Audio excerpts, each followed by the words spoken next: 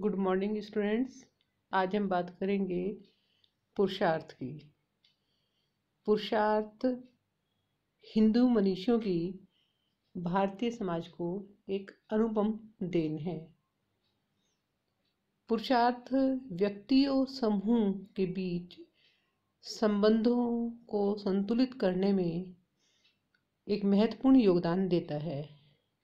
जैसा कि आप जानते हैं, हिंदू जीवन दर्शन व्यक्ति को केवल अपने या अपने परिवार के लिए ही सब कुछ करने की प्रेरणा नहीं देता, बल्कि व्यक्ति को त्याग में भोग, यानी कि जितना महत्व त्याग का है उतना ही भोग का है, दोनों के महत्व को समझाने और उसे जीवन में उतारने के लिए प्रोत्साहित करता है।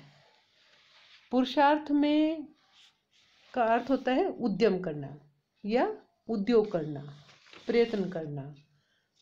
इस संबंध में कहा गया है कि पुरुषार्थते इति पुरुषार्थ है, अर्थात अपने अभिष्ट को प्राप्त करने के लिए उद्यम करना या काम करना ही पुरुषार्थ है।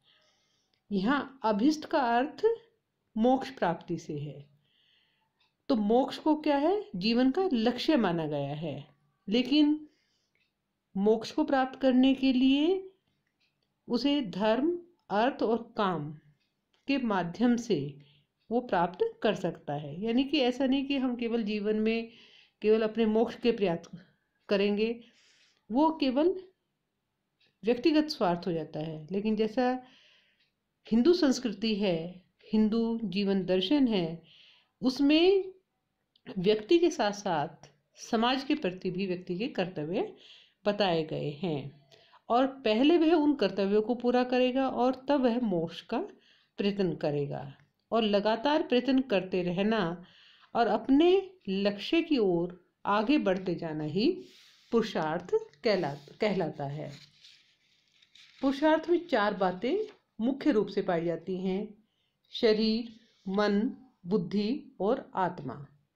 यानी कि इन चारों से मिलकर के जो कुछ बनता है वो पुरुष कहलाता है।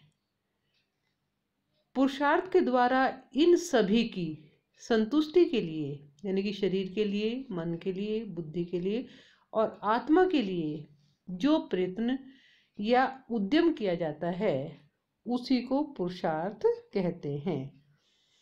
पुरुष के द्वारा इन सभी के संतुष्टि के लिए प्रयत्न किया जाता है या उद्यम किया जाता है। शरीर के लिए भोजन, वस्त्र तथा अन्य अनेक भौतिक वस्तुओं की आवश्यकता पड़ती है, जिसकी पूर्ति के लिए व्यक्ति अर्थ का, यानी कि पैसे का उपार्जन करता है, पैसा कमाता है। क्योंकि हमारी आवश्यकताएं कहाँ से पूरी होंगी? हमारी भोजन की आवश्यकता है, वस्त्र की आवश्यकता है या अन्य चीज़ों की है, वो पैसे के माध्यम से, और पैसा इन आवश्यकताओं की पूर्ति के लिए वो कमाता है। इस हेतु वह जो कुछ प्रयत्न करता है उसे अर्थ के रूप में पुरुषार्थ कहते हैं, या उसे अर्थ के रूप में पुरुषार्थ कहा जाता है। उसके अलावा मन क्या है? हमारा विभिन्न इच्छाओं का केंद्र है। आज हमारी एक इच्छा पूरी हो जाती है तो दूसरी इच्छा पैदा हो जाती है, दूसरी पूरी हो जाती है तो तीसरी पैदा हो जाती है, और इनकी पूर्ति का प्रयत्न व्यक्ति जीवन में करता है। इन इच्छाओं की पूर्ति जीवन का एक लक्ष्य अथवा पुरुषार्थ माना गया है, जिसे काम की संज्ञा दी गई है।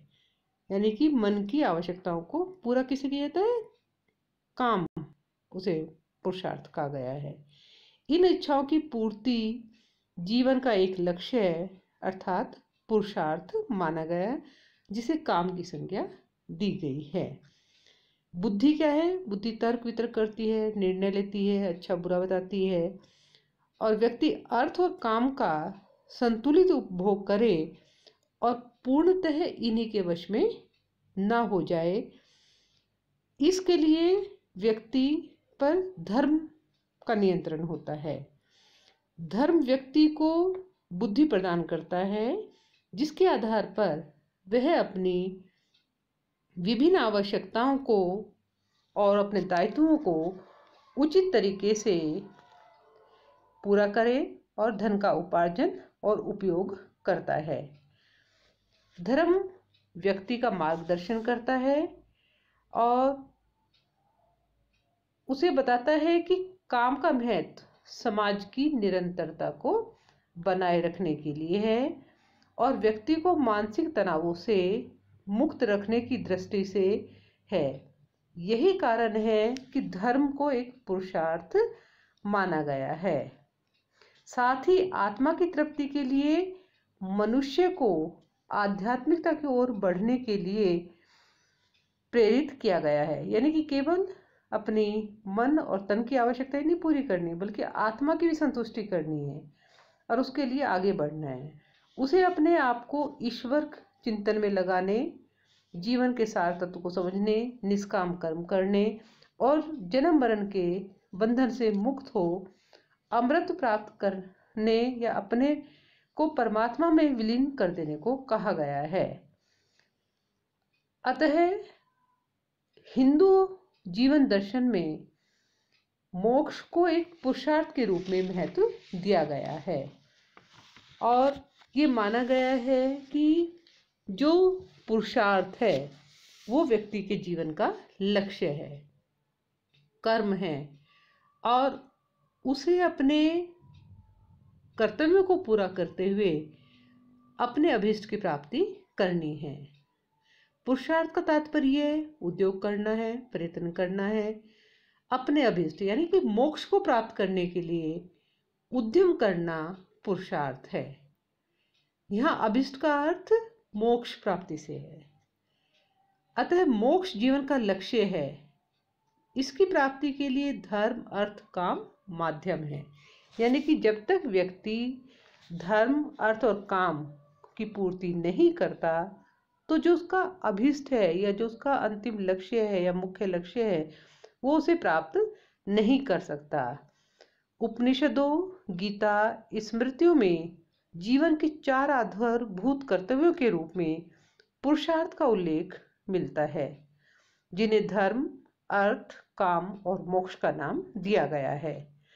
इन चारों पुरुषार्थों को प्राप्त करके ही व्यक्ति जीवन के चक्र से मुक्त होता है, क्योंकि हिंदू जीवन दर्शन में ये माना गया है कि आत्मा जब तक अपने कर्मों से मुक्त नहीं होती, अपने ऋणों से मुक्त नहीं होती, तब तक वो बार बार जन्म लेती है और व्यक्ति का जीवन केवल अपने लिए ही नहीं है बल्कि अपने और अपने परिवार के साथ साथ दूसरों के लिए भी है। और आत्मा की मुक्ति तभी हो सकती है जब वो अपने जीवन के जो उसके कर्तव्य हैं, धर्म, अर्थ और काम, इनको पूरा कर ले, तभी वह उसकी मोक्ष की प्राप्ति हो सकती है। डॉक्टर राधाकमल मुखर्जी ने लिखा है कि वर्णों और आश्रमों को धर्मों और उत्तरदायित्वों की पूर्ति के द्वारा 4 पुरुषार्थों के आंकलन पर निर्भर करती है। भारतीय दृष्टि से जीवन के मूल्यों में 4 पुरुषार्थों में बांट दिया गया। गृहस्थ जीवन के उद्देश्य धर्म, अर्थ और काम, धर्म और मोक्ष के अधीन रखा गया। यानी कि अर्थ और काम जीवन के लिए आवश्यक है, लेकिन व्यक्ति मनमाना उनका उपयोग ना करे, इसलिए उसे धर्म के अंतर्गत रखा गया है, धर्म के अधीन रखा गया है कि उस पर नियंत्रण रहे और व्यक्ति ये ना भूले कि उसका असली जो लक्ष्य है वो मोक्ष प्राप्ति है। इसमें मोक्ष ही अंतिम ध्येय माना गया है, अंतिम उद्देश्य माना गया है और उसमें जो जीवन के सर्वोच्च और शाश्वत आदर्श की प्राप्ति होती है। इस प्रकार जीवन के सभी मूल्यों, धर्म, अर्थ, काम और मोक्ष का समन्वय हमें देखने को मिलता है और पुरुषार्थ जीवन के 4 का तात्पर्य 4 प्रमुख लक्ष्यों की प्राप्ति हेतु उद्यम या प्रयत्न करने से होता है। अब इसके बाद बात आती है, ये तो थी बात पुरुषार्थ के अर्थ की। अब है पुरुषार्थ के प्रकार। पुरुषार्थ के सिद्धांत के अनुसार जीवन के जो 4 लक्ष्य हैं, धर्म, अर्थ, काम और मोक्ष माने गए हैं, ये 4 प्रकार हमें पुरुषार्थ के देखने को मिलते हैं। उसमें पहला है धर्म। चारों पुरुषार्थों में धर्म का स्थान सबसे पहला है। धर्म क्या होता है? ध्रियते इति धर्मे, यानी कि जो जीवन में धारण किया जाता है वही धर्म है। जो हम अपना धर्म व्यक्ति को कर्तव्य पथ पर आगे बढ़ने के लिए और अपने दायित्वों को निभाने के लिए प्रेरणा देता है। धर्म का तात्पर्य भाग्य, अंधविश्वास या रूढ़िवादिता नहीं है, बल्कि धर्म के द्वारा जो उसने धारण किया है उसे पूरा करे। यहाँ पुरुषार्थ के रूप में धर्म के सामाजिक पक्ष पर जोर दिया गया है। प्रत्येक आश्रम में व्यक्ति को धर्म के अनुरूप आचरण करने की बात कही गई है। 4 आश्रम है: ब्रह्मचर्य आश्रम, गृहस्थ आश्रम, वानप्रस्थ आश्रम और संन्यास आश्रम। हर आश्रम के अंतर्गत व्यक्ति के अलग अलग कर्तव्य माने गए हैं। एक ब्रह्मचारी का धर्म क्या होगा, एक गृहस्थ का धर्म क्या होगा, एक सन्यासी का धर्म क्या होगा, एक वानप्रस्थ का धर्म क्या होगा, उसके अनुरूप ही उससे आचरण करने के लिए कहा गया है। धर्म आचरण संहिता के रूप में व्यक्ति को सही मार्ग पर ले जाता है। धर्म में जैसे अनेक गुण, आत्मसंयम, संतोष, दया, सहानुभूति, उदारता, क्षमा, अहिंसा, क्रोध, कर्तव्य पालन आदि के ग्रहण करने की प्रेरणा देता है। धर्म एक ऐसा पुरुषार्थ है जो व्यक्ति को इस जीवन और पारलौकिक जीवन में एक समन्वय स्थापित करता है कि अगर हम यहाँ पर धर्म के अनुरूप अपने कर्तव्यों का पालन करेंगे। और धर्म क्या है? जो हमने पद धारण किया, यानी कि गृहस्थी का धर्म क्या है? अपने परिवार का पालन पोषण करना, दान देना, अतिथि का सत्कार करना, ऋणों से मुक्त होना, तो वो उसका धर्म कहलाता है। यानी कि हिंदू धर्मशास्त्रों में धर्म का अर्थ व्यक्ति का कर्तव्य है। तो धर्म एक ऐसा पुरुषार्थ है जो व्यक्ति को इस जीवन और पारलौकिक जीवन में एक सुंदर समन्वय स्थापित करता है और व्यक्ति को आगे बढ़ने के लिए प्रेरित करता है। क्योंकि ये माना गया है कि अगर हम इस जन्म के कर्तव्यों को पूरा नहीं करेंगे तो हमें परलोक की प्राप्ति नहीं होगी, यानी कि मोक्ष की प्राप्ति नहीं होगी।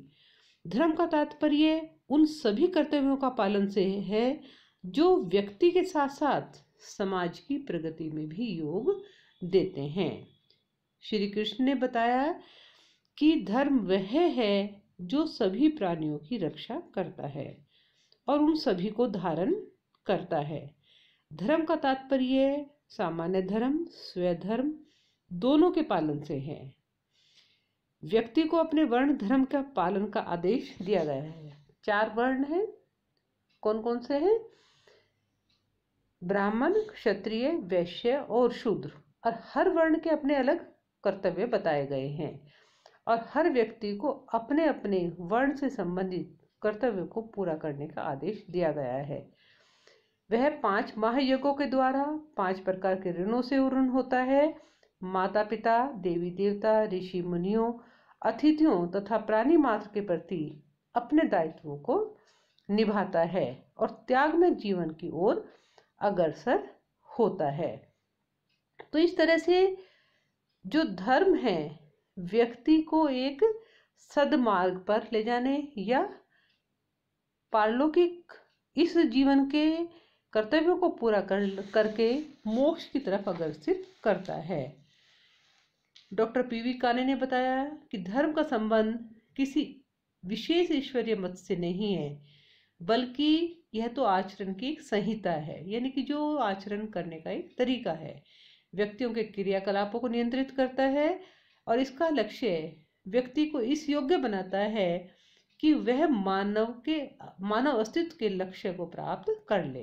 कि मानव का जीवन किस लिए हुआ है? मोक्ष प्राप्ति करने के लिए। क्योंकि मानव जीवन ही एक ऐसा जीवन है जो अपने ऊपर जो भी उसके कर्तव्य है वो पूरा कर सकता है और जो ऋण माने गए हैं जैसे ऋण का मतलब होता है उधार होना, तो उन उधारों को वो पूरा कर चुका सकता है और अपने मोक्ष के लिए प्रयास कर सकता है। वास्तव में जिस कार्य से इहलोक और परलोक में कल्याण हो वही धर्म है। इस प्रकार धर्म को एक पुरुषार्थ मानकर अनुकूल आचरण करने की व्यक्ति से अपेक्षा की गई है, ताकि उसका ये लोक और परलोक दोनों ही उन्नत हो, यानी कि एक सामंजस्य बना रहे। इस ऐसा नहीं कि जो भारतीय संस्कृति है, हिंदू दर्शन है, वो ये कहता है कि आप कमंडल उठाओ और अपने मोक्ष के लिए प्रयास करो। वो कहता है कि आप इस जीवन के कर्तव्यों को पूरा करो, तभी आप मोक्ष प्राप्त कर सकोगे। अगर आप ऐसा नहीं करते तो आपको मोक्ष की प्राप्ति नहीं होगी। इसके बाद दूसरा है अर्थ। अर्थ का तात्पर्य क्या है? पैसा, और इसे एक पुरुषार्थ के रूप में रखा गया है, बल्कि पुरुषार्थ के रूप में महत्व दिया गया है, क्योंकि अर्थ का तात्पर्य केवल धन संपत्ति से नहीं, बल्कि उन साधनों से है जिनकी सहायता से हम अपनी भौतिक आवश्यकताओं की पूर्ति करते हैं और अपने अस्तित्व को बनाए रखते हैं।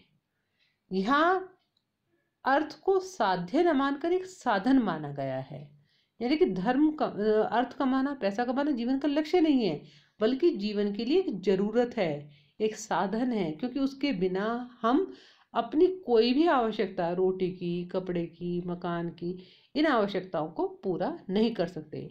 इसमें एक बात और आपको ध्यान रखने की है कि हिंदू दर्शन में पैसा कमाने का एक जो दायित्व है वो एक गृहस्थ को ही दिया गया है। 4 आश्रम बताए गए, ब्रह्मचर्य आश्रम, गृहस्थ आश्रम, वानप्रस्थ आश्रम और संन्यास। इसमें केवल एक गृहस्थ को ही पैसा कमाने के लिए एक आज्ञा दी गई है। बाकियों को, इन तीनों को, अन्य आश्रमों को इससे वंचित रहने के लिए, अलग रहने के लिए कहा गया है।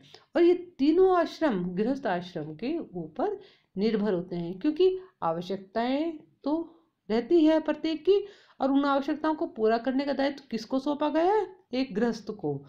तो धन जो है वो एक साधन है। श्री प्रभु का अर्थ से तात्पर्य उन सभी साधनों से है जो सांसारिक समृद्धि जैसे धन या शक्ति प्राप्त करने के लिए आवश्यक है। श्री गोखले ने बताया कि अर्थ के अंतर्गत वे सभी वस्तुएं आ जाती हैं जो परिवार बसाने, गृहस्थी चलाने, विभिन्न धार्मिक दायित्वों को निभाने के लिए आवश्यक हैं।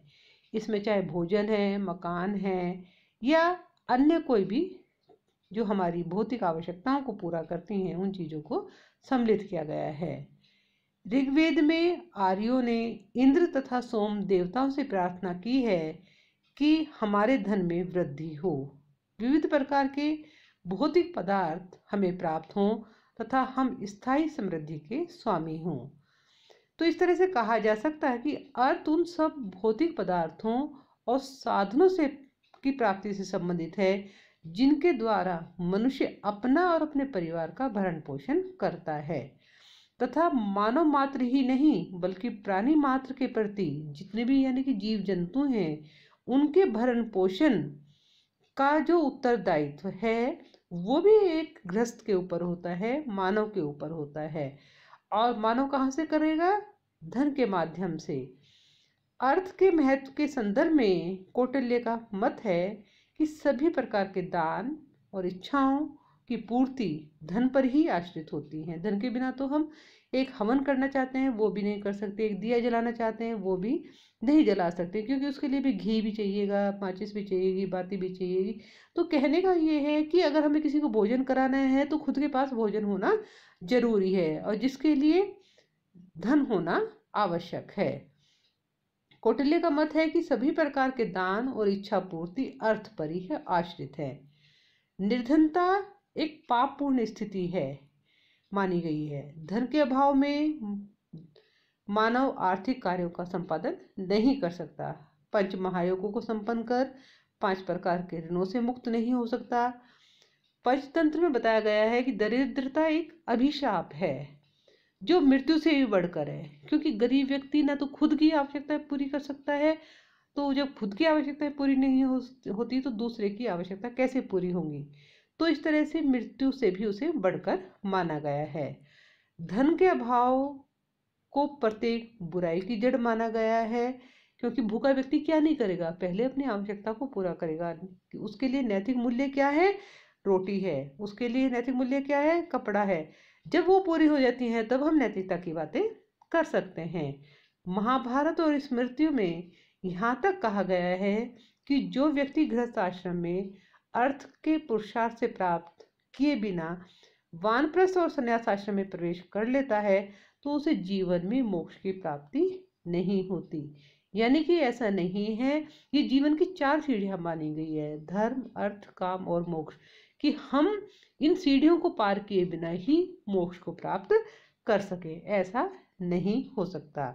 धन का जीवन में काफी महत्व है, परंतु साथ ही इस बात पर विशेष जोर दिया गया है कि उचित साधनों से धन कमाया जाए, यानी कि गलत तरीके से हम धन ना कमाएं। उसमें नैतिकता को बल दिया गया है, ईमानदारी को बल दिया गया है। ईमानदारी से कमाया गया धन ही व्यक्ति को सुख और संतोष प्रदान करता है। धन उपभोग भी इस प्रकार किया जाए कि उसे किसी को कष्ट ना हो, किसी को कोई परेशानी ना हो और निंदनीय कार्यों को बढ़ावा ना मिले। अर्थ को धर्म के अधीन माना गया है, यानी कि धर्म के अधीन इसलिए कि नैतिकता का उसमें एक आधार बना रहे और व्यक्ति गलत काम करने से रुके, और केवल जीवन के एक स्तर अर्थात गृहस्थ आश्रम में ही इसे अर्जित करने का आदेश दिया गया है। शेष तीनों आश्रमों में व्यक्ति को अर्थ से अलग रहने के लिए कहा गया है। यानी कि जो धन जीवन के लिए महत्वपूर्ण माना गया है, लेकिन इसका तात्पर्य यह नहीं है कि व्यक्ति का जो जीवन का एकमात्र लक्ष्य है वो धन कमाना ही होगा, बल्कि धन कमाए धर्म के अनुरूप और उसके द्वारा जो उस पर आश्रित लोग हैं उनकी आवश्यकताओं को वो पूरा कर सके।